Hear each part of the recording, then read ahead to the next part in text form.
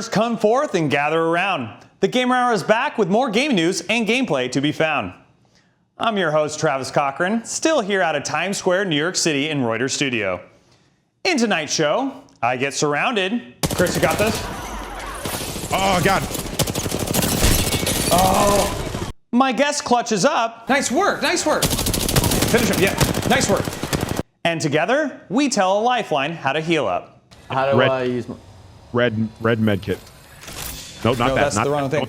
But before you get to see that tomfoolery, we got to talk about new games, new updates, and of course, new delays headed your way. You ready for a huge leak on the new Battlefield game? Yes!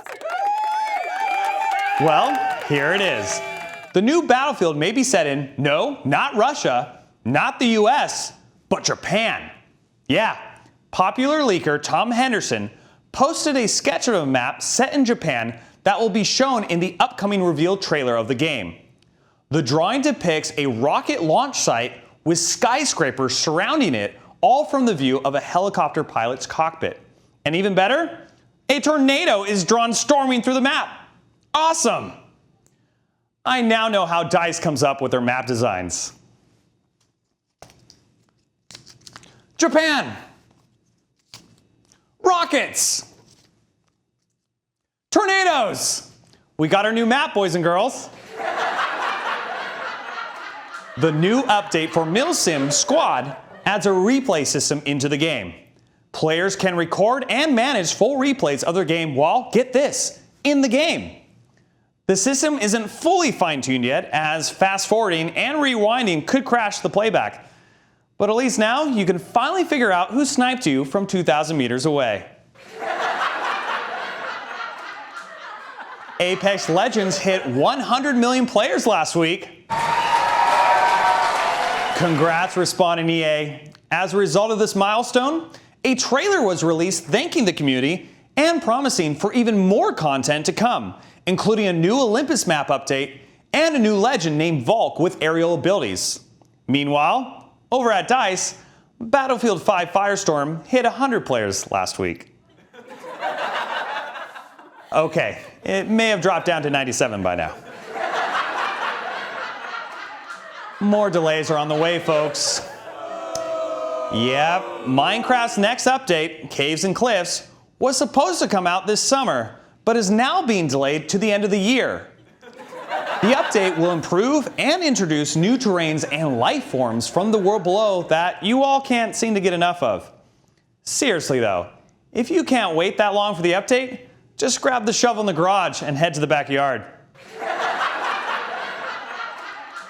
And here's another delay for you. Assassin's Creed Valhalla's DLC is getting delayed, but only for a couple weeks. It was supposed to come out on April 29th, but is now set to release on May 13th.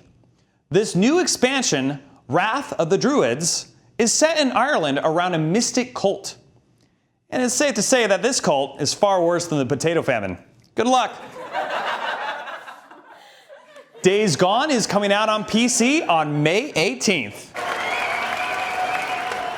Even better, this is just the beginning of Sony's initiative to bring their exclusive titles to PC, as more PlayStation games will be ported over later this year. These PC ports will come with ultra-wide support, unlocked frame rate, FOV slider, improved graphic detail, mouse and keyboard support, and more for PC optimization. So you're telling me I may be able to play Uncharted 4 in 4K at 144 FPS? Sony, you had me at unlocked frame rate. Upon hearing all this news, Microsoft replied with, "About time." NVIDIA announced that their GPUs will be in limited supply throughout all of 2021. Yeah, an ongoing shortage of electronic parts due to the pandemic will prevent the manufacturer from being able to keep up with the high demand. And admittedly, NVIDIA believes this demand will not be met till next year. That's a lot of people in 2021 without 3080 graphics cards. Those are some serious first world problems right there. A man who does have a 3080 and has a vertical leap of 45 inches is our guest tonight. Ladies and gentlemen, please give a warm welcome for the wide receiver of the Houston Texans, Chris Conley.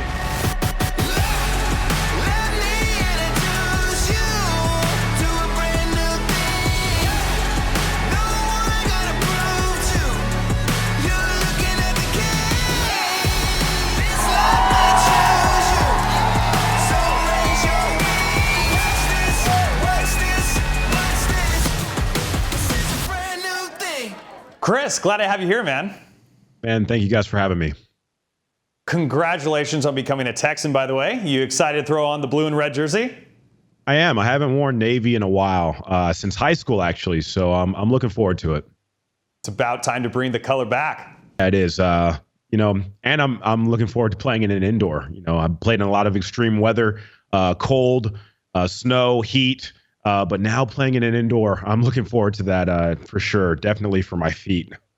You want that indoor air conditioning and be totally comfortable. I feel you. Exactly. Games are tough enough as is. So take a little bit of load off with the weather. It's a welcome change. Love it. Now, are you already making plans for the big move out to Houston? Yeah. So looking at a couple of different houses in the Houston area, getting ready for that move. And we'll be heading out there within the next couple months or so. Very cool. So already making the plans, got to figure out how you're going to get your PC out there as well, I know. So yeah, I think at this point, my rigs here at my house in Atlanta are kind of big. So I think I'm going to just build a smaller gaming streaming PC and take that with me, because these are water cooled, they're massive, and I don't know if I want to lug that around the country. I feel you, man. Just create a new build and you'll be set. Exactly. This COVID gave me a lot of time to build PCs, and I'm a big fan of these ones that I got here. They were kind of my project PCs. I made them very stylized. One is themed after Marvel's Black Panther. The other one's themed after Killmonger. And I'm excited about them, but they're way too heavy to be traveling with. Now, I know you're a total foodie. Please tell me you've already put together the list of barbecue spots you're going to be hitting up in the town. I haven't put the list together, but thankfully there's been a lot of Houston fans who've been in my stream, and they've been dropping a bunch of suggestions in my Discord. And so I'm going to go to that list, and I'm just going to hit them up one by one and go and eat at all those spots. It's going to be stiff competition, though. I was in Kansas City for 4 years. Their food is excellent, and the barbecue is really good. But I'm interested to see what Texas has. Discord's got you covered. I mean, they probably have told you all the brisket to get, all like the barbecued ribs, where to go. I have an extensive list, a very extensive list, not just barbecue, but Tex-Mex, Italian, anything you could think of. I've got a list of it, and I'm looking forward to eating it. Everything. Love it. Now, you've been enjoying your time off. Most recently, you went to Guatemala. Was this a place you always wanted to go to visit, or did you spin the globe and this was the place where your finger landed? I actually have a friend that I met traveling. I really like traveling. I'm a big last minute travels, just solo traveling by myself, grabbing a backpack, staying either in a small hotel or a hostel. So 2 years ago, I was traveling. I was in the Dominican Republic. I was down there to surf for a little bit, was bunking up with a bunch of other people from across the world who were traveling. And I met a guy named Marco. We hit it off. He's super smart, brainy guy, speaks 5 languages, worked for NATO. Basically we kept in touch, and he was like, "Hey man, I'm back at home in Guatemala. If you want to take a trip, you're welcome to come down here." And it was about the time that I was ready to take another solo trip. So I just hopped on a plane, head down there, and we lived out of a truck and in a couple of rooms for the weekend, and just caught some waves, and it was a good time. I mean, you really take the phrase spontaneous adventures to its literal meaning. I mean, it sounded pretty spontaneous, and what an adventure. Now, being the off-season and in quarantine has made a lot of pro athletes extremely restless. You, on the other hand, seem to be pretty chill in your game room, just streaming and gaming. Does gaming provide an outlet for energy, or just a way for you to decompress? I think it's both, but definitely for me, I use gaming more as a way to decompress, especially during the season when I come home from work. You're around the same guys every day, all year for 8 months out of a year, and that can get on your nerves. So when I come home, I'd like to not really heap all of that stress onto my family.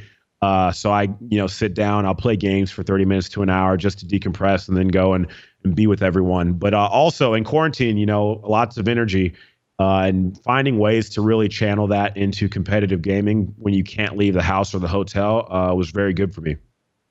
Does any of your teammates actually call you up and be like, hey, I want to hop in the game with you? Or you're like, hey, I'm not playing with you right now on the actual turf, so I'm just doing me right now. I mean, yes. So there's a lot of guys, on my previous team in Jacksonville, there were a lot of gamers, and they would get together. They normally play just one game. They normally just play Call of Duty. But I kind of like to branch out more. I get bored if I play one game for too long. And that's the sign of a game, like me really liking a game, if I can stick with it for more than a couple of weeks. But when it was time for me to rotate back to Call of Duty and play some games, I would play with teammates. Yeah. Chris, let's talk about your gaming rig. How long did it take you to build this bad boy? What's under the hood? So my gaming rig was kind of the culmination of me learning a lot about computers. Quarantine gave me a lot of time to be in the house, and I was like, you know what? I'm going to learn how to build gaming PCs. So my gaming rig here is a Ryzen 5800X, 6900 XT, and tons of memory.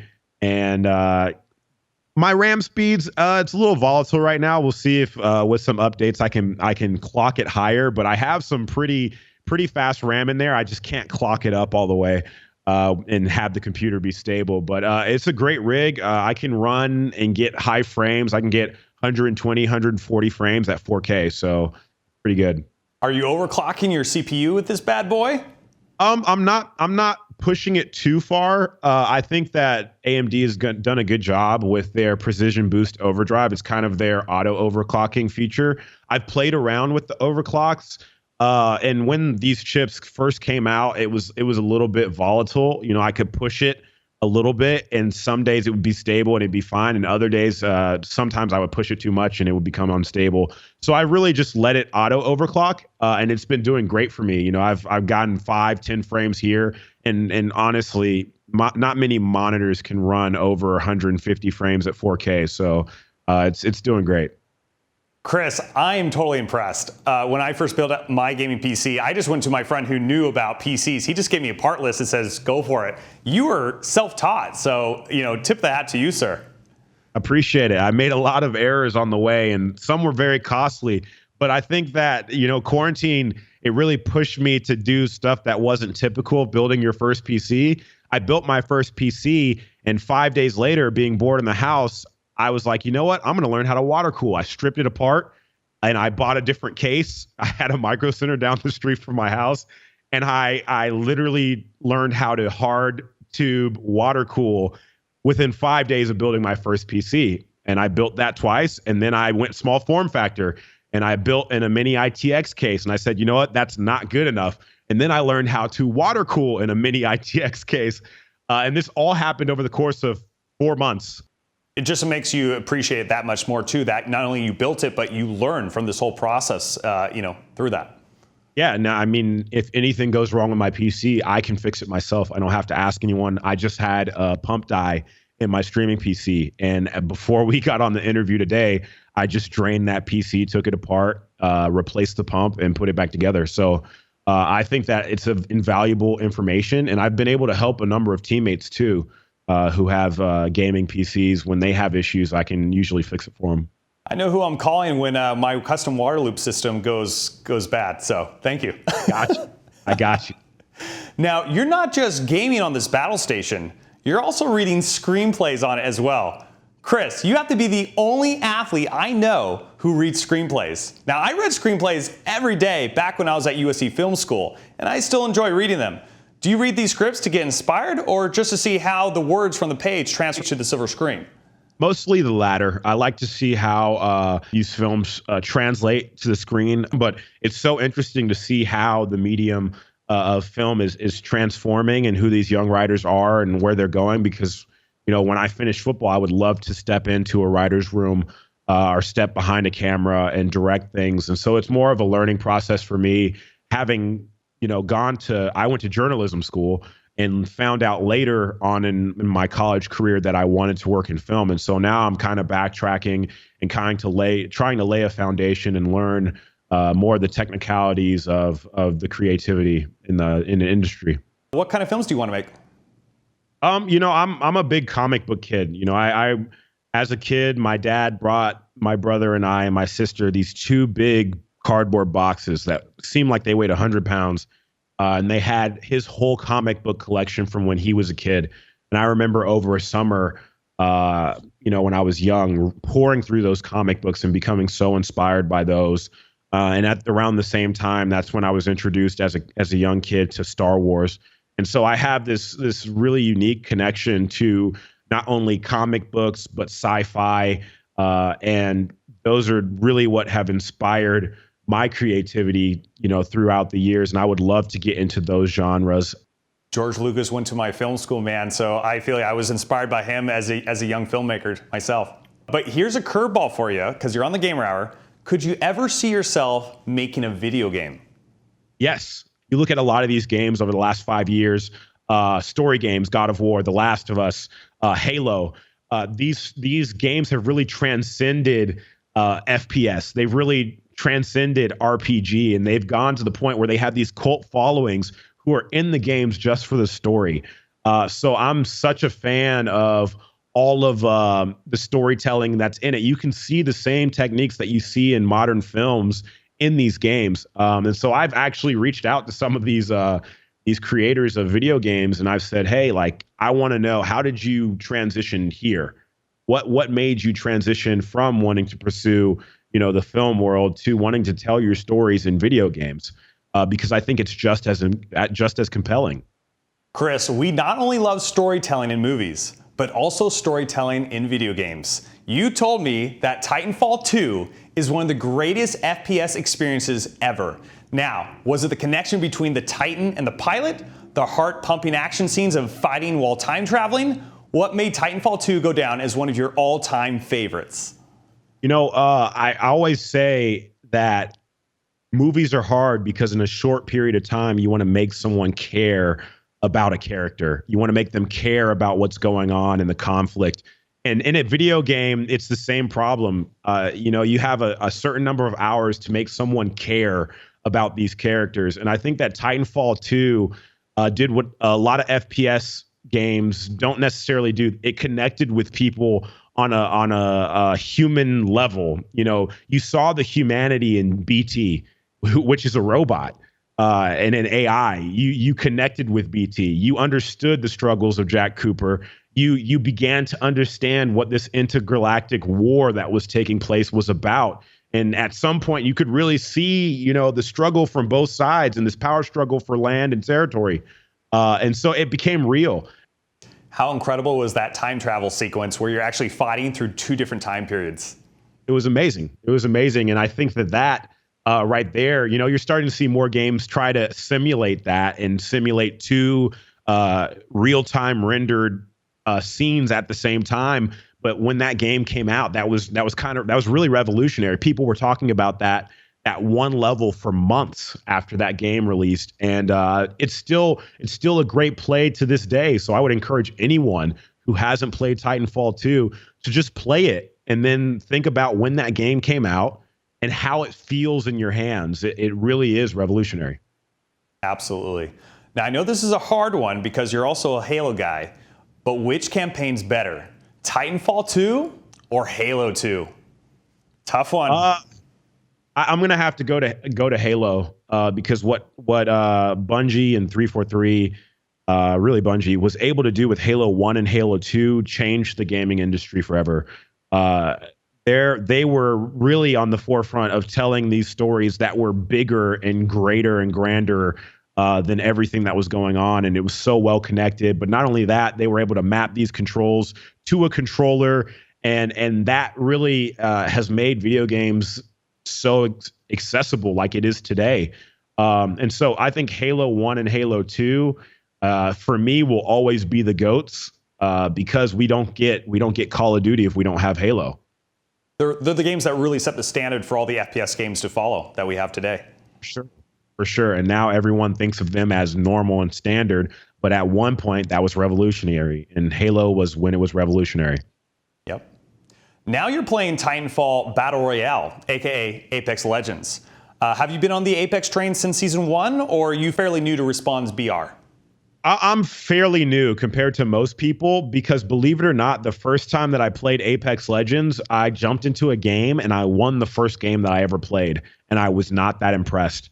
I was sorely missing some of the mechanics and the movement from Titanfall, and I thought that it fell short of that expectation for me. But I revisited the game, and I think Season 6, and fell in love with it. And I saw the characters that they were adding, the lore that they added, and some of the balance changes that they made. And I really started to see what the vision was for Apex. And I've been playing it really since season 7.5, 8. So I've really been into it seriously for about a year now. And I'm a big fan of where it's going, and they're adding even more Titanfall content. Now, you're not just into shooter games, you're also into real-time strategy games as well. What is it about this genre of gaming that made you fall in love with it? I think it sounds terrible, but when I was a little kid, I liked to control things. I was always a little kid who would take objects and devices and take them apart, learn how they work, put them back together, because that means I mastered that thing. And RTS games were really the video game equivalent of that. I could control an army, I could balance an economy, I could have control over a battlefield, and I could push and win. And so I played a number of RTS games, whether it was Age of Empires, whether it was Command and Conquer. My personal favorite was Battle for Middle-earth 2. And I just really loved the way that those games could allow you to exert a sense of strategy and control. And I was a big fan of that. I love war history, and, why not fight those battles ourselves? Half the games you listed off there was my childhood as well. Rome Total War was huge, Command and Conquer General. So, dude, we're speaking the same language here. Now, gaming is a social experience and is the entertainment medium that has kept your family close over the years, from you playing back in the day with your brothers, your cousins, and dad on split screen. Are you still gaming with your family today? Not as much as we used to, but we still find time to do it. Who was the most competitive, though? Was it you or any particular brother, or were you top dog? I think that we were all very competitive at different things. I think as we got older, my cousins kind of transitioned to Madden and 2K, and they're very big into those games, and I kind of am not a huge fan of those. And I became more competitive in strategy games and shooters, and my brother's definitely more of a strategy shooter person as well. Streaming has really opened the door to connect with your fans on a more personal level. When you hop into the streams now, does it feel like you're putting on a show for an audience like you do on Sundays, or more just a hangout spot with friends at this point? It's more of a hangout spot. I have my stream, how streaming can be. It can be very volatile. You can have a bunch of people viewing, and sometimes it can just be that core group. But that core group is always there. And with my core group, I feel like it's just hanging out. We're just chatting, we're catching up. A lot of us know what's going on, general stuff in each other's lives, and we honestly want to know how those things are going. Now, Chris, we always open every show up to the community. We're going to start off with Laffy Duck here. Question, what's your favorite movie and favorite filmmaker? I'm a big fan of Christopher Nolan, how he can take things that you would normally say aren't grounded in reality, and he can somehow make a way to make it make sense. And I'm not sure if that's completely and totally him, or if he just does a really good job of putting people, experts in different fields together to kind of bend the science to make it real. But there are a number of times where Christopher Nolan has taken a concept and he has really hammered it out to the point where you go, well, that could actually happen. He's even grounded things as fantastical as, Batman and The Dark Knight into a place where Bruce Wayne was a believable character that you thought, hey, that could actually happen. And then favorite film, I always go back to this film just because I can watch this film. It doesn't matter how many times I watch it. I love it. John Carpenter's The Thing is just such a big movie. I just remember watching it for the first time and just being hooked. And I've watched it every single time and had the same reaction. I actually have some renovation going on in my theater here at my house, and as soon as it's done on Friday, that's the first movie I'm going to watch. Going back to your favorite film, I love it. Every time I see the movie Gattaca play, Same thing for me. It doesn't matter if it's halfway through, towards the end, or the very beginning. I will then watch it and then all the way through. So I know the feeling. Dainty Calf 346 wants to know, Marvel versus DC, what's it going to be? When I was reading comics as a kid, I was a really big DC fan, humongous DC fan, and I still love what DC does with their comics.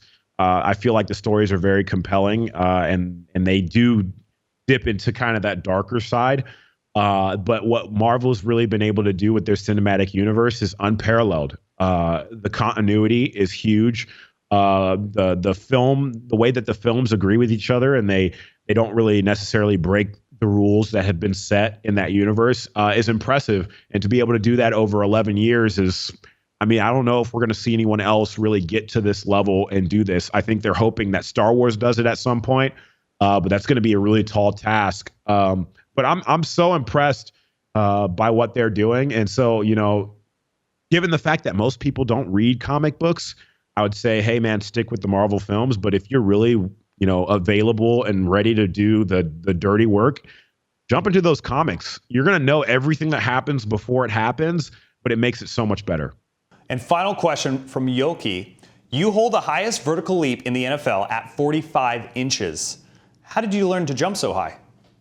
Lots of practice, lots of reps. That's something that we always did as kids, whether we were outside playing or whether we were running around. It was always being active. And I think that someone actually beat my record this year, but because there was no combine, it didn't beat my record. But there was a kid who jumped to 46 this year. I don't know how official it was, but very impressive, very impressive. It's not that easy to get up there like that. Chris, great to hear. Are you ready to jump into a match of Apex Legends? I am. Great. Strap on your headset. It's game time. Chris, what legend do you run in Apex? I like to run Bangalore, but really whatever the team comp needs, so I'm good to go. Perfect. I'm running Pathfinder, so I'll distract them in the air while you do the shooting and killing. Sound good? Perfect. Great. Before we drop into Olympus, I have to present the official challenge for tonight. Chris, you want to take a guess what it is? I don't know. Let's see. We simply have to win a match with at least 5 kills each. Not too hard, right? Oh, yeah, let's go. Let's go terrorize some caustics and race. Let's drop. All right, I say let's go to, you want to go to this one? Sure, go for it. Let's do it. Here we go. Let's go, boys. Let's get after it. Got some guns. I don't think anyone landed here, right? No, it's just us for now. Where are we going? We got to start making our way that way. All right, let's go. Yep, let's go up top. Let's get up here quick. I hate taking fights on up top. The nearest jump tower is over there. Gotcha. We got time. All right. See you on the other side, mate. I'm gonna go that way. Oh, you want to land? Or we can go this way. It doesn't matter. Actually, land it. Meet me at the market. All right. The market's always a highly contested area, so it should already be looted. Should already be done. So I hear gunfight, but it's further out to the west, 292. Yep. Do you guys want to third party this? I'm with it. Okay. Oh, yeah, two teams. Two teams are fighting each other. Where? Can you ping? I'm pinging. No hostiles. They're a little bit further away. I'm about to activate my ult.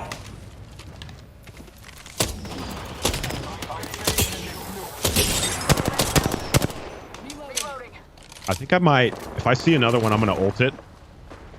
They're on rig. They're on rig. Okay, I'm pushing. One's on top of the rock above you. Oh, I got that to a bad position. I'm trying to get out of here now. Oh, I got airstrike. Downed one. Thirsting. Yeah, boys with him. On me. Down to 2. No, I got knocked. This guy's almost dead. He's almost dead. I'm on you. I'm coming. He's no health. He's no health. The guy on me. He's no health. Another guy there. Got him. Got him. Nice work. Nice work. Nice work. Finish him. Yeah. Nice work. Done. Finish him. Yeah, and then the other one. Yeah, right there. You picked me back up. You give me a second. Thank you. Hey, keep an eye out. There's another team. I'm watching. It's in rig. Yeah. Rig. And they're pushing to us. They have to because of. Yeah, they have to. Yeah, I'm gonna go right back to my box and grab my stuff. Nice work, Chris. Nice work, David. That's them fighting. Just don't get in a fight. Should I get? I could land on my stuff, right? There they are. They're out in the open. Keep hanging. Right there.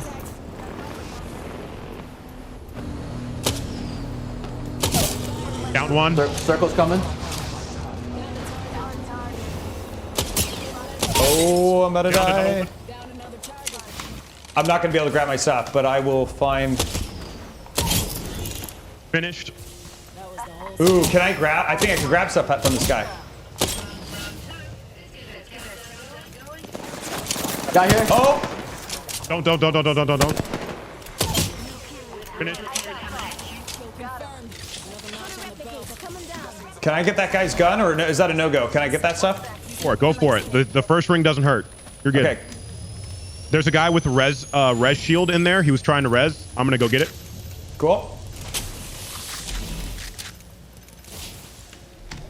Just know that because of it, the fact that it's first ring, there still might be someone in here.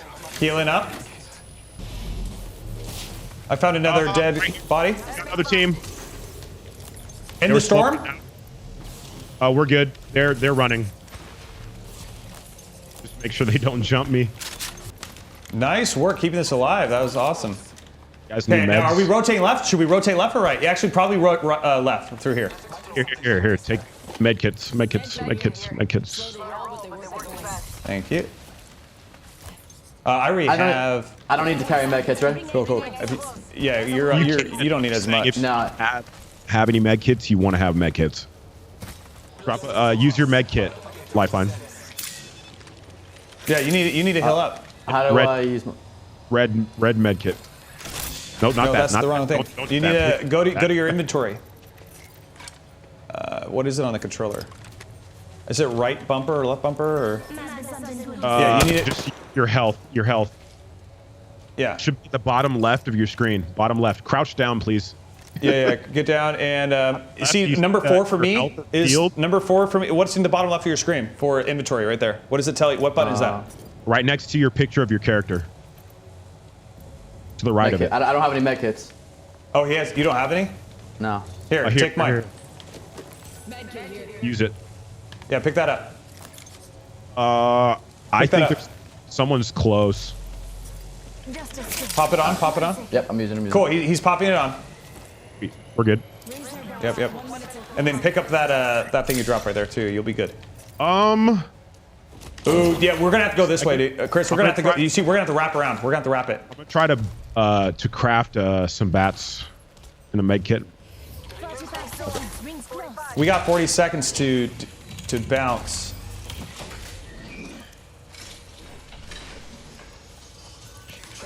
Shield batteries right there if any guys need them.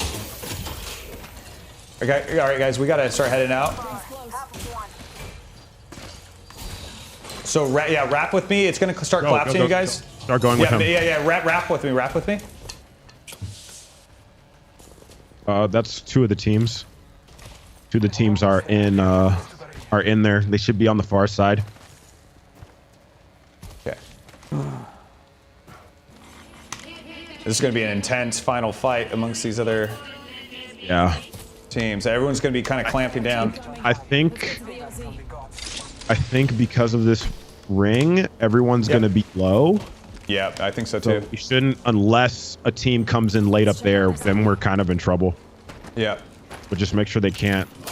No hostiles? Sweet. I'm going to get inside. Okay. Like in this roof. Yep. We should probably take that. Can you scan, or not scan, the survey beacon? Can you hit the beacon? Yeah, where's that at? Oh, right there. Yes, good thinking. Great thinking. We're probably going to want to get up there. Yeah, we definitely want high ground. I can't Purple believe there's shield. still 5 squads left, dude. That. Okay, I'm scanning it.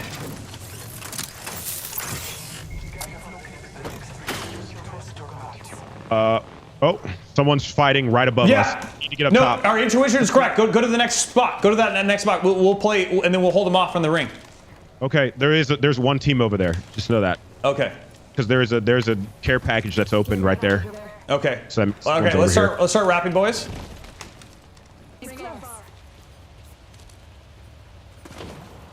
We're in the circle. We're in circle. Wait. Oh, yep. They can see us up top. You know what? We're kind of good though here, right? Ulting that. Oh no, they're going too far. There's someone right here in front of me.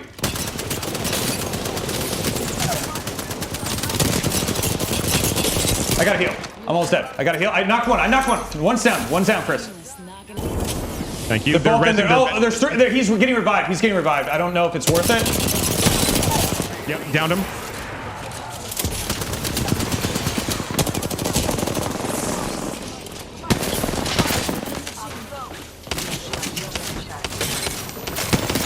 I got both. I killed both of them. They're both dead. Get that red shield. Get the red shield. I'm almost dead. I need a heal. Just one more person here.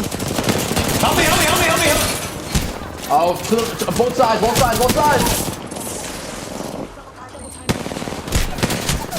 Ah, both. Chris, you got this? Oh god. Oh.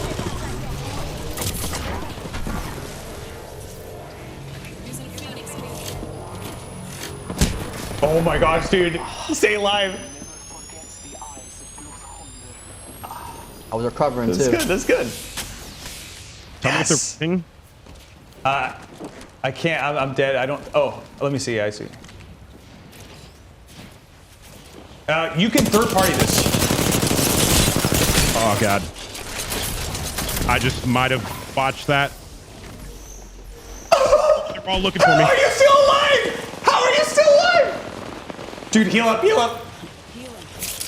How is he still alive? Hey, Oh, two Scott. 3 on 1. 3-on-1. This is they gonna got- be the greatest win ever. This is gonna be the greatest win ever right here. Come on, you got this. Let's go. I know you got. Let's do this. Oh, they got me.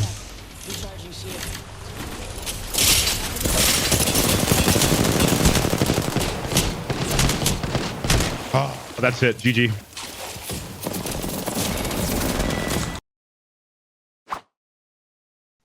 Chris, I knew I should have been running Lifeline the whole time. My bad. We'll get them next time though. All good. Appreciate the games. Chris, it's now time of the show for review and rating. Chris, let's review Apex Legends like we're film critics. I'll let you go first and describe the rich character development for each legend and the plots that intersect amongst players in a single round. Seriously though, what's your opinion on the game and how do you see it stacking up against other games in this genre? I'm a big fan of what Apex has done, creating unique characters in a battle royale that have unique abilities is just different. There are some other battle royales that involve abilities, spell break, but most other ones have different mechanics. Fortnite is building, Call of Duty is gunplay. And the intersection between gunplay and ability in Apex, I feel like, is the perfect sweet spot. I think what really makes Apex different is its movement. And right now, it can't be beat. It's the fastest movement in a battle royale right now. Positioning and thinking tactically and saving abilities, using them at the right moment are really what make the difference between someone who's very good at Apex and not very good at Apex. But I'm a big fan of the game and where it's at right now. I think it's grown leaps and bounds since Season 1. And I think that it'll continue to do that. Agreed. I just can't wait till they introduce the actual wall jumping, the wall sliding that we're familiar to on Titanfall. I think they're going to introduce it, but I don't think it's going to be a game-wide thing. If you added wall running, it might be game-breaking. It might be a little bit too strong for some champs. but I think that there is going to be a champ that's coming out in the next 2 seasons who one of his passive ability will allow him to wall run, much like this next champ Valk can hover in the air. Hey, man, I just want my Titanfall back. I'm loving the game, loving the movement. I would just love to see more Titanfall in the game. I think we're going to get it. This next season is called Legacy. And so all the things that are going to be added to the game will be things that tie directly to Titanfall Season 1 or Titanfall 1 and 2. And I'm extremely excited about that, being a big Titanfall fan. But I mean, I think to me, this is the number one battle royale right now. A lot of other battle royales are experiencing issues, but Apex is going pretty strong. With all that said, on a scale of 1 to 100, where does Apex Legends land for you and why? I would put Apex Legends at a 90. I'm someone who likes to play very, very fast when it comes to shooters. I like movement. I like having to think on the fly. Apex really does all of those things for me. I think where Apex is missing that last 10% is some of the audio issues that they're having right now. Like in some of the games that we played, there are some times where a team can run all the way up on you and the audio cue doesn't trigger until they're right behind you. That's something that needs to be fixed, something that needs to happen, because if you're playing a battle royale, that split second is the difference between you winning and losing a fight. But other than that, and occasional bugs here and there, I'm getting everything that I want from Apex. I don't play games really that often and that consistently for a long period of time, and Apex is something that I haven't gotten tired of. Same here. No, the game's really fluid, has a lot of great mechanics to it. For me, Apex has moments of sheer excitement and joy, especially when your team works together to successfully wipe out another team. The game does have its moments of boredom and staleness. Oftentimes after I land, half the server is already wiped out, and with every collapsing new circle and no action, I'm left thinking, is anyone in here? I think if the player count was increased, the game would be even more engaging from start to finish. So on a scale of The Room to Citizen Kane, I give this an Indiana Jones and the Temple of Doom. It's nostalgic, brings you back to the past, Titanfall, and its former glory, and makes you want to go live in that world with the characters for a bit and then get the hell out of that nightmare. It'll never be as good as its predecessor, but it's still fun and adventurous nonetheless. Chris, you cool with that? I like it. Chris, an absolute pleasure having you on the show tonight. Thanks for being with us. Appreciate it. Thank you guys for having me. Next time you come on, we're bringing the rest of your Houston crew with you. Sound good? Sounds good to me. We got to make sure they know how to play the game, though. For sure. Ladies and gentlemen, get off your couch or reclining chair to give it up for the future Houston star, Chris Conley.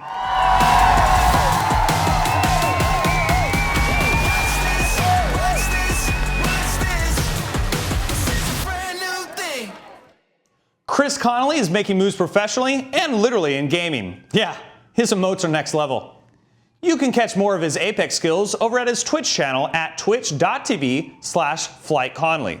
And be sure to check out his YouTube channel, Flight Conley, as well. Stay up to date with the man on his socials. Follow Chris on his Twitter at Flight Conley and his Instagram at _flight_.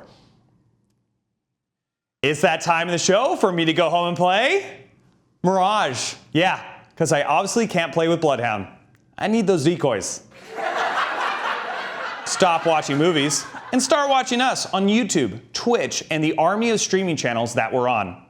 Stop swiping through Tinder and start swiping through our feed on Twitter, Instagram, and Facebook. And then look at the attractive lineup of guests we have coming up on the show at thegamerhour.com. They won't disappoint like your last first date did. We promise. From Reuters Studio in Times Square, New York City, I'm Travis Cochran. Thanks for watching, everybody. Now go bamboozle yourself. And I'll catch you next week for another episode of The Gamer Hour.